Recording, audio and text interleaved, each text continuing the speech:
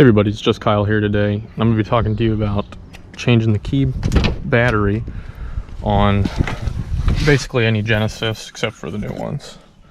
So misconception is this slot here, right under air conditioning controls, charges the battery. So just to clear that up, this slot doesn't charge your key.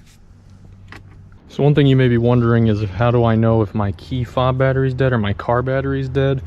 With these frameless doors, this will pop down before the battery dies completely. It's a safety mechanism in the car so you can still open the door. So if your window's not down, your battery is still good.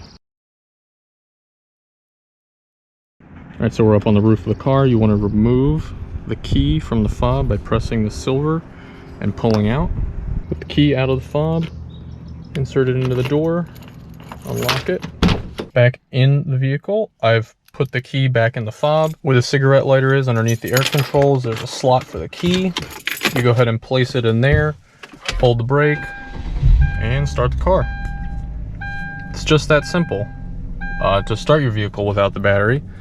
And let's get into changing the battery in the fob itself.